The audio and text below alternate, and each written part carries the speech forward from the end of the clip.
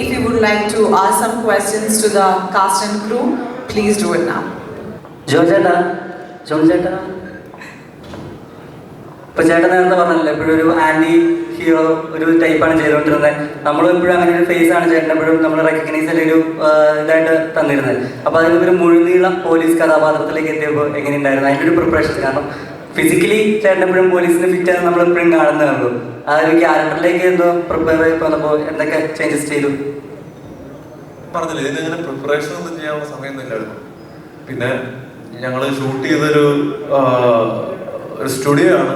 Studio ഞാൻ ചെന്ന് കയറിയപ്പോൾ തന്നെ പോലീസ് സ്റ്റേഷനുള്ള സെറ്റായിരുന്നു. അപ്പം ഞങ്ങൾക്കൊരു ദിവസം കഴിഞ്ഞപ്പോൾ തന്നെ ഒരു ഐഡിയ കിട്ടി. പോലീസ് സ്റ്റേഷനായിട്ട് നമ്മൾ സെറ്റായി. പ്രിപ്പറേഷൻ ഓൺ ദ സെറ്റായിരുന്നു കൂടുതലും. പിന്നെ ഇന്നും വൈകിട്ട് ഈ പറഞ്ഞ പോലെ കന്നഡ പടം ആയതുകൊണ്ട് കന്നഡ ഡയലോഗ്സ് ഒക്കെ വൈകിട്ട് എന്നെ ഒരു അസിസ്റ്റന്റ് എന്നെ ഹെൽപ്പ് ചെയ്യുന്നു, ഒരു മലയാളി കന്നഡ. പുള്ളിക്കാരൻ എനിക്ക് ഇതുപോലെ കുറെ വോയിസ് നോട്ടൊക്കെ അയച്ചു തരുമായിരുന്നു. അപ്പൊ ആ ഡയലോഗ് മോഡുലേഷനും അങ്ങനെ കുറച്ച് അതൊരു പ്രിപ്പറേഷൻ ആയിരുന്നു. ഒരു എല്ലാ ദിവസവും വൈകിട്ട് എനിക്ക് നാളത്തേക്കുള്ള ഡയലോഗ്സും കാര്യങ്ങളൊക്കെ ബ്രീഫ് ചെയ്ത് തരും. അപ്പൊ അതുപോലും അതിന്റെ മോഡുലേഷൻ പറഞ്ഞു. അപ്പൊ അതൊരു പ്രിപ്പറേഷൻ ആയിരുന്നു. അല്ലാതെ ഇതിനു മുമ്പ് എനിക്ക് പ്രിപ്പയർ ചെയ്യാനുള്ള തീരെ സമയമില്ലായിരുന്നു. പിന്നെ നിങ്ങൾ പറഞ്ഞില്ല യൂണിഫോം ഇട്ട് കഴിഞ്ഞാൽ അങ്ങനെ സംഭവമാണ്. ഞാനിപ്പോ മെല്ലെ ഈ പോലീസും പട്ടാളം ചെയ്ത് മടുത്തു. വേറെ എന്തെങ്കിലുമൊക്കെ പിടിക്കണം. ജോണിപ്പോ കുറെ നാളുകളായിട്ട് സിനിമയിലുണ്ട്. ഇപ്പോഴാണ് ഒരു മുഴുനീള കഥാപാത്രം ചെയ്യാനായിട്ട് സാധിച്ചത് അല്ലെ? അതിന്റെ ഒരു എക്സൈറ്റ്മെന്റ് എങ്ങനെ ഉണ്ടായിരുന്നു? ഞാൻ ചെറിയ പരിപാടി ചെയ്യുന്നതിന് വരെ ഞാൻ എക്സൈറ്റഡ് ആണ്. വലിയ പരിപാടി അങ്ങനെ ഒരു എക്സൈറ്റ്മെന്റ് പ്രത്യേകിച്ചില്ല. നല്ല പരിപാടി ചെയ്യുക, നല്ല ക്യാരക്ടർ ചെയ്യുക. അപ്പൊ കുറച്ചുകൂടി ഞാൻ സഹായിച്ച് എനിക്ക് ചെയ്യാൻ പറ്റിയതൊക്കെ ചെയ്തതിൽ എനിക്ക് ഒരു ക്യാരക്ടർ ഉള്ള എല്ലാ പരിപാടികളും ഞാൻ അങ്ങനെ ചെയ്തപ്പോഴും ഈ പറഞ്ഞ മിക്ക തട്ടത്തിമരത്ത് വരെ ചെയ്തിട്ടുണ്ട്. അതിനകത്ത് വരെ എന്റെ ക്യാരക്ടറിന്റെ നെയിം ഭയങ്കര വ്യത്യാസമുള്ള പരിപാടിയാണ്. അപ്പൊ ചെയ്തതൊക്കെ എന്റെ പേര് അല്ലെന്നുണ്ടെങ്കിൽ പടത്തിൽ വേണ്ട ഒരു ക്യാരക്ടറാണ്. അപ്പൊ അതിൽ ഞാൻ ഹാപ്പിയാണ്. ഇപ്പം മുഴുനീളം പരിപാടി ചെയ്യണമെന്ന് ഉറപ്പായിട്ടും എല്ലാവരും ആഗ്രഹിക്കുന്നതിന് എനിക്ക് ആഗ്രഹമുണ്ട്. ചെറുതാണെങ്കിലും ഞാൻ എല്ലാ പടത്തിനെ പോലെ തന്നെ സെയിം എക്സൈറ്റ്മെന്റിൽ വ്യത്യാസമൊന്നുമില്ല. എല്ലാ പടത്തിനും ഞാൻ ചെയ്ത പടത്തിനെല്ലാം ഒരേ എക്സൈറ്റ്മെന്റ് ആണ്. ഇപ്പൊ മുഴുനീള ക്യാരക്ടർ ചെയ്തതിനൊരു ടെൻഷനുണ്ട്. ഈ പറഞ്ഞ ഇതുവരെയും എനിക്ക് ഇഷ്ടംപോലെ പടങ്ങൾ നായകനായിട്ടുള്ള പരിപാടികൾ വന്നിട്ടുണ്ട്. അതെല്ലാം ഒരുമാതിരി എനിക്ക് തോന്നിയിരുന്നു അത് ബി ക്ലാസ് പടം ആയി പോവും എന്നുള്ളൊരു എന്റെ മനസ്സ് ഇൻഡ്യൂഷൻ തോന്നിയത് തന്നെ ഞാൻ പല പടങ്ങളും ഞാൻ ചെയ്തിട്ടില്ല. അത് കഴിഞ്ഞ് പിന്നീട് ഇങ്ങനെ വണ്ടിയിലൊക്കെ പോകുമ്പോൾ അങ്ങനെയുള്ള പടങ്ങളിലൊക്കെ പോസ്റ്ററൊക്കെ കാണുമ്പോൾ എനിക്ക് സമാധാനമാകും. ഞാൻ ചെയ്തിരുന്നെങ്കിൽ ഇത് ഇന്നിരുന്നേനെ. അപ്പൊ ഞാനത് ചെയ്തതൊക്കെ റൈറ്റ് ഡിസിഷൻ ആയിരുന്നു. കുറെ പടങ്ങൾ വന്നിരുന്നു. ഞാൻ വലിയ ഡയറക്ടേഴ്സിന്റെ പടങ്ങളൊന്നും വന്നില്ല. വന്നാൽ ഉറപ്പായിട്ട് ഞാൻ പിടിച്ചത്.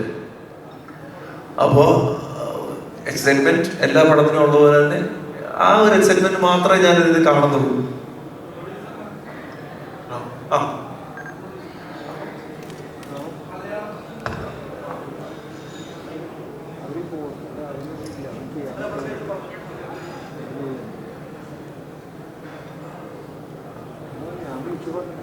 Okay, he just want to ask you that who's your favorite actor, Mammootty or Mohanlal, and with whom you want to do your next movie?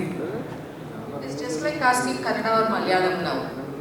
So both are my favorites. Mammootty sir and Mohanlal sir, both are awesome actors. We love both of their acting.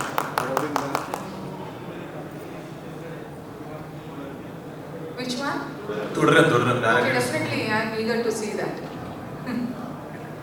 Yeah, to the producer and the director and the entire team. Ma'am, here. Oh, yeah. Hello. Malayalam movies, as I told you, we have been watching Malayalam movies right from COVID. Very storyline and the content are too good.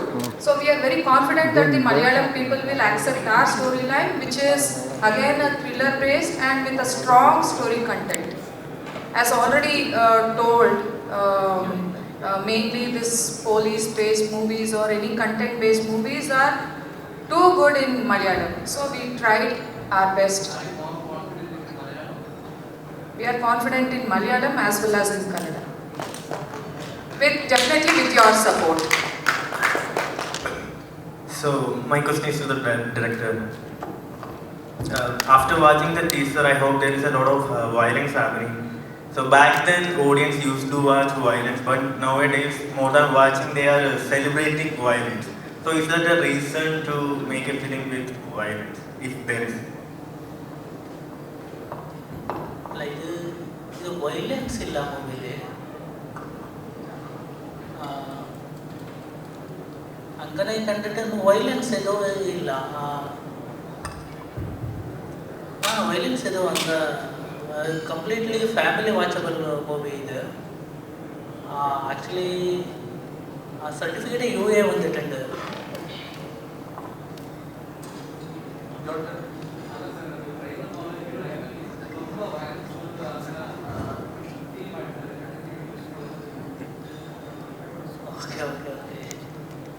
ಇಲ್ಲ ಸಿನಿಮಾಲ್ actually violence ಇಲ್ಲ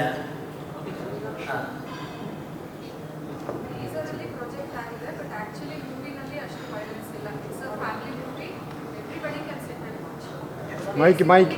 Mic use. Projected how a common man would react when the system goes wrong. So the concept is really awesome, and I definitely confidently say that it is not a violent movie.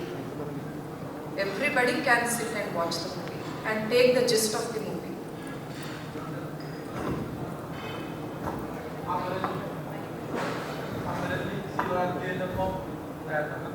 അത് കഴിഞ്ഞ് തമിഴിൽ ഏതെങ്കിലും പുതിയ project? തമിഴൊന്നിട്ടുണ്ട് വലിയ ഡയറക്ടേഴ്സിനെ meet ചെയ്തിരുന്നു. ചിലപ്പോൾ താമസിക്കാതെ എന്തെങ്കിലും ഉണ്ടാവുമെന്ന് പ്രതീക്ഷിക്കുന്നു.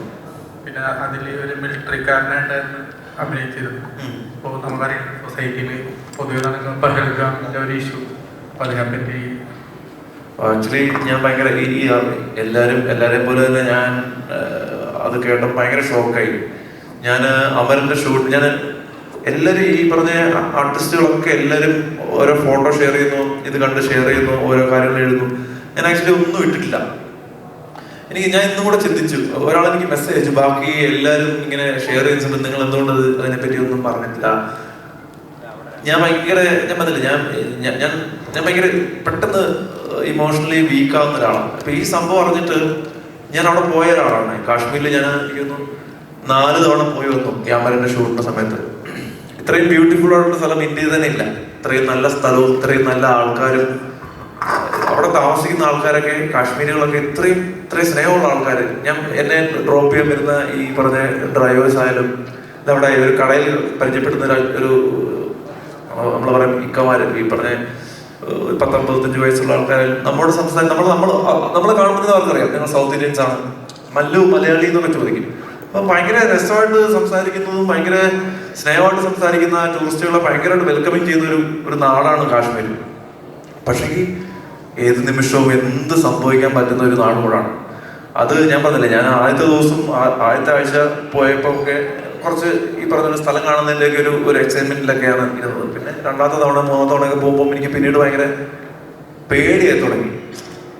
അവിടെ അങ്ങനാണ്. അവിടെ നമ്മളൊക്കെ ശരിക്കും പറഞ്ഞാൽ നമ്മൾ സ്വർഗത്തിലാണ് നമ്മൾ ജീവിക്കുന്നത്. ഈ പറഞ്ഞ അവിടെ കാണാൻ ഭയങ്കര സ്വർഗമാണെങ്കിലും നമ്മൾ ജീവിക്കുന്ന സ്ഥലം എന്ന് പറഞ്ഞാൽ കേരള ആയാലും ഈ പറഞ്ഞ സൗത്ത് ഇന്ത്യ, ഈ പറഞ്ഞ കാശ്മീർ വിട്ടുള്ള മിക്കുള്ള സ്ഥലവും എനിക്കൊന്ന് ഏറ്റവും നല്ല സ്ഥലമാണ് നമ്മൾ താമസിക്കുന്ന സ്ഥലം. സൗത്ത് ഇന്ത്യ എന്ന് പറഞ്ഞ സ്ഥലം ഞാൻ നോർത്ത് ഇന്ത്യ വരെ ഇതാക്കി പറഞ്ഞല്ല. ഇവിടെ അങ്ങനെ പ്രശ്നങ്ങളൊന്നുമില്ല. ഇവിടെ പ്രശ്നങ്ങൾ ഉണ്ടാക്കുന്നത് നമ്മൾ തന്നെ ചുമ്മാ എന്തെങ്കിലുമൊക്കെ പറഞ്ഞുണ്ടാക്കുന്ന പ്രശ്നങ്ങൾ മാത്രമേ ഉള്ളൂ. അവിടെ അങ്ങനല്ല. അവിടെ ഒരു പ്രശ്നം ഉണ്ടാകുന്നതിന് തോക്കെടുത്ത് അപ്പട്ടപ്പെ വെടിപൊട്ടിക്കുകയാണ്. ഇപ്പൊ കണ്ടില്ലേ ആൾക്കാരെ, അത്രയും സെക്യൂരിറ്റി സിസ്റ്റം ഉള്ള ഒരു നാടാണ്.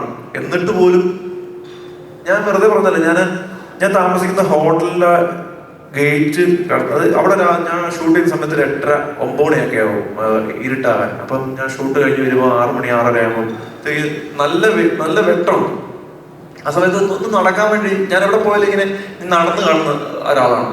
അപ്പൊ ഞാനിങ്ങനെ നടന്നിങ്ങനെ പോകുന്ന സമയത്ത് ജസ്റ്റ് ഗേറ്റിന്റെ പുറത്തോട്ട് ഇറങ്ങുമ്പോൾ ഒരു 50 മീറ്റർ അപ്പുറത്ത് ഒരു ഫുൾ ആംഡ് ഗണ്ണ് പിടിച്ച് ഒരു പട്ടാളക്കാരുണ്ടാവും. ഇപ്പുറത്ത് ഒരു 50 മീറ്റർ അപ്പുറത്ത് ഗണ്ണ് പിടിച്ച് ഒരു പട്ടാളക്കാരുണ്ടാവും. അതേപോലെ ഓപ്പോസിറ്റ് സൈഡ് ഇങ്ങനെ നിൽക്കുകയാണ്. ആ നാട്ടിലാണ് അവര് ജീവിക്കുന്നത്.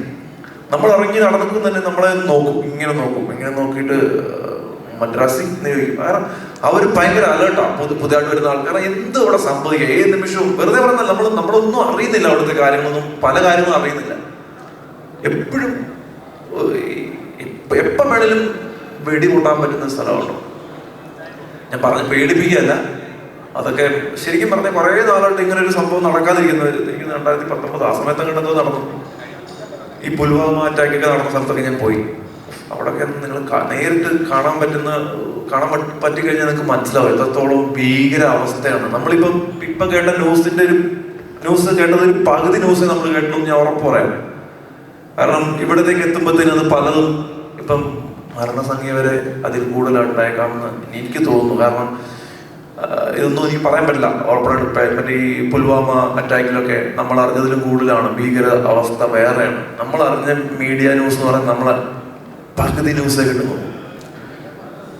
ഭയങ്കര കഷ്ടമാണ്. ഭയങ്കര ഈ ഒന്നും അറിയാത്ത ആൾക്കാരെ ഇങ്ങനെയൊക്കെ ചെയ്യുമെന്ന് പറഞ്ഞാൽ നമ്മളില്ലേ ഭയങ്കര വിഷമമുള്ള കാര്യമാണ്. നമ്മൾ ജീവിക്കുന്ന സ്വർഗത്തിലാണെന്ന് മനസ്സിലാക്കാത്തേ ഉള്ളൂ. ഹലോ ജോബ്രോ, ഇത് സിസ്റ്റത്തിന് എഗെയിൻസ്റ്റ് ആണ് ഈ മൂവി എന്ന് പറയുന്നു. അപ്പോൾ ഈ വിധത്തില് ഇങ്ങനെ മൂവി പോലത്തെ ഒരു വിപ്ലവ മൂവിയാണോ ഈ ശേഷം 2006? വിപ്ലവം മൂവി എന്ന് പറയാൻ പറ്റില്ല. നമ്മൾ ഒരു സ്റ്റോറി എന്ന് പറഞ്ഞത് നമ്മൾ ഏത് രീതിയിലും മാറ്റി തിരിച്ച് ചിലപ്പോൾ പോലീസുകാരെ നന്നാക്കി പറയാം, പോലീസുകാരെ ചീത്തയാക്കി പറയാം, അങ്ങനെയൊക്കെ അതുപോലത്തെ ഒരു സബ്ജക്റ്റ് എന്നേ ഉള്ളൂ. ഒരു പോലീസ് സ്റ്റേഷൻ നടക്കുന്ന ഒരു പരിപാടിയാണ്. ആ പോലീസ് കുറച്ച് പോലീസുകാർ, കറക്റ്റായിട്ടുള്ള പോലീസുകാർ, അതിന് ബന്ധപ്പെട്ട പരിപാടിയാണ്. അല്ലാതെ ഒരു ഡിഫറെന്റ് സ്റ്റോറി അങ്ങനെ കണ്ടിട്ടില്ലാത്തൊരു പരിപാടിയാണ്. മലയാളത്തിലൊക്കെ അങ്ങനത്തെ പരിപാടി നമ്മൾ ഒരുപാട് പോലീസ് പടങ്ങൾ കാണുന്ന ആൾക്കാർ. അപ്പം അതിൽ നിന്നൊക്കെ കുറച്ച് വ്യത്യസ്തമായിട്ടൊരു പരിപാടിയാണ്. ഈ പറഞ്ഞൊരു കേരള കർണാടക ബോർഡർ നടക്കുന്ന, അപ്പൊ അത് കുറച്ചൊരു കണക്ട് ആവും. അപ്പം ഈ മലയാളം പടത്തിൽ കുറെ കന്നഡ ഡയലോഗ്സ് വരുന്നുണ്ട്. കന്നഡ പടത്തിൽ കുറെ, അതായത് കന്നഡ റിലീസ് ചെയ്യുമ്പോൾ കന്നഡ പടത്തിൽ കുറെ മലയാളം ഡയലോഗ്സും വരുന്നുണ്ട്. അപ്പം ഈ പറഞ്ഞ കണക്റ്റഡ് ആണ്. അങ്ങനത്തെ ഇതൊക്കെ ഉള്ളൂ. നമുക്ക് കുറച്ച് റിലേറ്റഡ് ആവും. ഈ ബോർഡറിലൊക്കെ ഉള്ള ആൾക്കാർക്ക് റിലേറ്റഡ് ആവാൻ പറ്റുന്ന ഒരു പരിപാടിയൊക്കെ തന്നെ. എന്നുവെച്ചാൽ നമ്മുടെ ചുറ്റും നടക്കുന്ന ഒരു പരിപാടി. അത് ഒന്നും കുക്ഡപ്പായിട്ട് തോന്നുന്നില്ല പടം കാണുമ്പോൾ. നിങ്ങൾക്ക് അത് ഭയങ്കര റിയലിസ്റ്റിക് ആയിട്ട് തോന്നും എന്നാണ് എൻ്റെ ഒരു വിശ്വാസം. ഞാൻ കണ്ടിട്ട്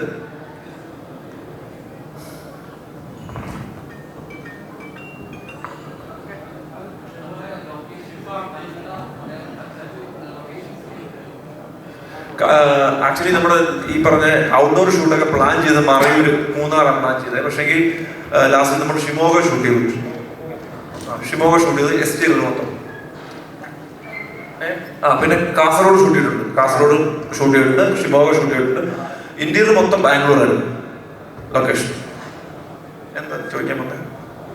ഇപ്പൊ അപ്ഡേറ്റ് വന്നിരിക്കുന്നത് നമ്മളെ ആടുതറി ഉടനെ ഉണ്ടാവുന്നതാണ്. ആടുതറി മെയ് 15 ഷൂട്ട് തുടങ്ങാം. എന്നെ വിളിച്ചിട്ടുണ്ട്. പക്ഷേ വേറൊരു പടവുമായിട്ട് ഞാൻ ഇങ്ങനെ കമ്മിറ്റഡ് ആയതുകൊണ്ട് ആകെ വിഷമത്തിലിരിക്കുക. അടുത്തറിയില്ല ഉണ്ടാവില്ല. എനിക്ക് ആഗ്രഹമുണ്ട്. ചിലപ്പം ഡേറ്റ്സ് ഞാൻ വിനീത് ശ്രീനിവാസന്റെ കരമ്പ് പടം ചെയ്യുന്നുണ്ട്. വിനീത് ഡയറക്ട് ചെയ്യുന്ന പടം. അപ്പൊ അതിന്റെ ഷൂട്ടും ഈ ഷൂട്ടും ക്ലാഷ് ആവുന്നുണ്ട്. എനിക്ക് ഏതെങ്കിലും ഒന്ന് മിസ് ചെയ്യേണ്ടി വരും. ശേഷം 2016 ഇത് ശേഷം കന്നഡയിൽ തെലുങ്കില് കന്നഡ അതിൽ പ്രൊനൗൺസ് ചെയ്യണം. എപ്പോഴാണ് പ്രൊനൗൺസ് ചെയ്യണത്? കന്നഡയിൽ ടൈറ്റിലോ? ശേഷ. നമ്മുടെ മലയാളത്തിൽ വന്നപ്പോൾ ശേഷം എന്നാണ്. Alright, അപ്പോൾ ഇനി എന്തെങ്കിലും questions ഉണ്ടോ? I hope that's it. Yes. So thank you so much. Okay, one more question. കന്നഡയിൽ അഭിനയിച്ചെന്ന് പറയില്ലേ, അപ്പൊ ഒരു കിടിലൻ മാസ ഡയലോഗ് പറയാൻ പറ്റും കന്നഡ അഭിനയിച്ചിട്ട് 1.5 വർഷമായി. അതൊന്നും ചോദിക്കരുത്. ഡയലോഗ് നമ്മൾ സിനിമയെ കാണുക, അല്ലാതെ ഞാൻ എന്താ പറയണ്ടത്? വേറെ എന്തെങ്കിലും പറഞ്ഞു സിനിമ വേറെ ഒന്നും പറയല്ലേ, അങ്ങനെ ചോദിക്കരുത്. എന്നെ കുഴപ്പത്തിലാക്കരുത്. Thank you so much. ഡേഞ്ചേട്ടൻ പറഞ്ഞു കന്നഡയിൽ ഈ കഥ നടക്കുന്നത് സിസ്റ്റീൻ്റെ ഒരു സമയമാണ്. സിസ്റ്റീൻ കാണിച്ചിരിക്കുന്നത് നമ്മുടെ അടുത്ത്. ആ സമയത്താണ് ഈ സ്റ്റോറി. അതിനൊരു പടത്തിന് ബന്ധപ്പെട്ട ഉണ്ട്. അങ്ങനെയാണ്.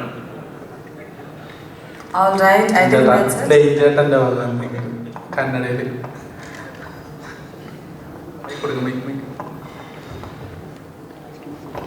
പ്രമോട്ട് ഈ പടം അടിപൊളിയാണെന്ന് കന്നഡയിൽ പറഞ്ഞു. അങ്ങനെ പറഞ്ഞാൽ പുറത്തുനിന്നൊരു ചായ.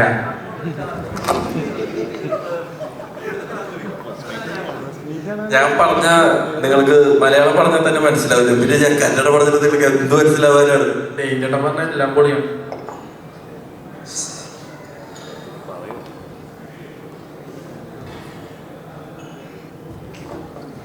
ഡയലോഗ് പറഞ്ഞാൽ മാത്രമേ ഇവര് നിർത്തുള്ളൂ. അതെ, തോക്ക് ചൂണ്ടിട്ട് ഞാൻ ഒന്നും പറയുന്നില്ല, തോക്കാണ് സംസാരിക്കുന്നത്, ഞാൻ പിന്നാറില്ല. Okay, എനിക്ക് തോന്നുന്നു അധികം നോക്കിയിട്ട് എന്നെ ബുദ്ധിമുട്ടിക്കണ്ട. Thank you very much to the entire cast and crew of Shesham 2016 and more power to our producers and amazing artists. All the very best. അപ്പോൾ എന്തായാലും ഞാൻ നേരത്തെ പറഞ്ഞ പോലെ തന്നെ ഒരു സക്സസ് സെലിബ്രേഷനിൽ മീറ്റ് ചെയ്യാൻ പറ്റട്ടെ. Thank you very much and of course thank you so much to all our media friends. Thank you.